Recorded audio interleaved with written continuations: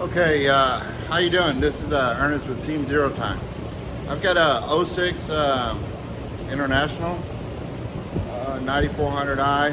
It's got a Cummins ISX CM870. I came in here for it was running rough and it had a little knocking to it. So, we pulled up the codes, of course, and because we want direction, right? I use laptops so we can do a relative compression test, intake pressure test, exhaust pressure test, and a crankcase pressure test. We want to know that the cylinders are working, doing what they're supposed to. They're sealed up and we don't have compression leaks. What we're looking for is rocker arms and maybe out of adjustment, worn cam lobes and things like that. So these are the results of it. And I'll show you. Okay, this is the relative compression test. These humps are the cylinders. It's relative to the amperage that it's pulling off the starter. So as the pistons are coming up to the top, the more amperage the starter has to pull, and that's what gives you the relative compression test. Okay, so anyway, as you can see that we're pretty even on our compression test. Now that doesn't tell me the absolute pressure in the cylinders. I mean, that's a lot of work to do that if they really want to know that. I couldn't tell you if they're really weak or not right now. But I can say that they're pretty even, and right now the cylinder contribution codes that I'm getting, this is not the problem, right? So as far as I know, our cylinders are sealing. We don't have a compression problem, or at least a compression leak. So we're going to move on to the next test, and we're going to take an intake waveform. So let me show you that one. Okay, so this is my intake waveform. All right. So I know that. Okay, so these yellow lines, that's the injector. On these CM870s, well, you guys know that you got the actuators that the front bank runs 1, 2, and 3, and the rear bank runs 4, 5, and 6. So this is representing 1, 2, and 3 injectors. Okay, so it takes a little bit more work to figure out which one is actually number 1, or 2, or 3.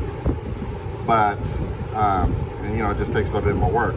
But at any rate, what I do know is that I've got worn cam lobes on this one, this one.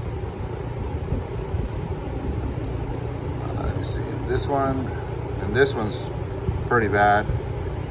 These are okay, but this one's a little weak. Okay, so I do know I have worn cam lobes. I also know if I move my rulers around, hang on a second.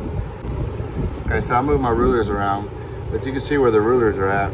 This is the apex where it should have peaked, and you can see how it's low. So that's a worn cam lobe.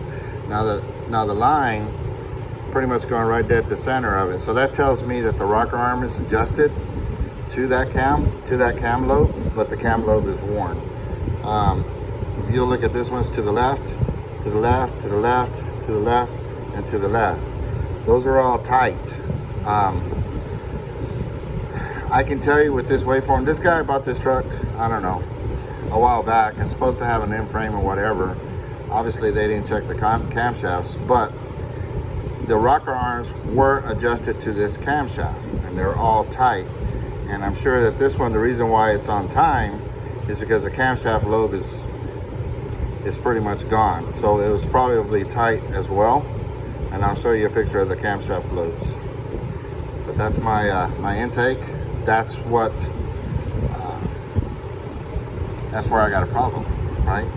So now I have a reason to go through the trouble, pull the valve cover off, take off the intake, do all what you got to do to get to the rocker arms and start checking, valve lash. I'm not interested in valve lash. Yeah, that's just a worn cam lobe because it didn't come down. This one would be a valve lash problem. All these would be valve lash problems. That one will be a worn cam lobe. That one's a little bit worn. This one is getting down there, and this one, but they're tight. So I'm not really interested in valve adjustments. I can tell you that it's got a worn cam. and I'll show you to the degree how worn it is. Okay, and this is my exhaust waveform. We got some issues here too, but these are a reflection of those 2 cylinders that I told you that were bad. That's a reflection of that. And then we got some low ones. You know, we got low exhaust pulses. To explain to you exactly what this waveform is saying, I mean, we'd spend an hour trying to do that, but it's just to give you an idea what I'm looking at, and then, you know, that gives me a reason to start going inside and you know, seeing what's wrong. So you know, we can confirm, you know, the problems. We're always trying to save time and save money. I mean, for the customer, both the customers and ourselves. And with doing tests like this, well, it helps me to do that. Okay, I'm big on these engine health tests. Like I said, this guy bought this truck I don't know, a while back, and it was supposed to have an end frame done, and he's got some issues. See, this is one of those times where could have did a health test on it, find out exactly what's going on with that end frame. But anyway, I'll show you the camshafts. All right, so you can see the cam followers. That's number 5. That's number 5. Then we got another one here, number 4.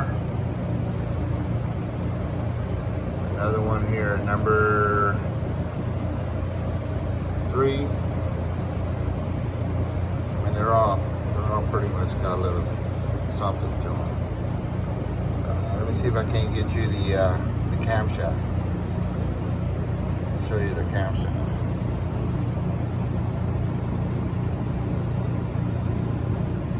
But you can see number 5. It's pretty beat up. That's where the knocking's coming from. I mean, you can see some of the flat spots on the roller.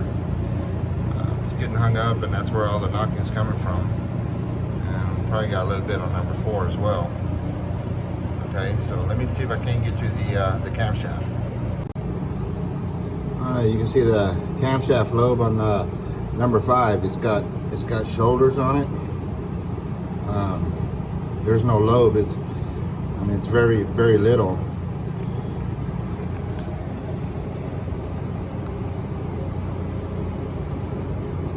You can see it there. You can see the shoulder a little bit. So anyway, that's what's going on. So as you can see, that camshaft's pretty worn. So we're gonna close this thing up. The customer's already been by, showed him what he's got. You know, start working on some quotes and see where he wants to go with this. But that's just to give you an idea. You know, some of what we do here. Always trying to be as accurate as possible and as quick as possible.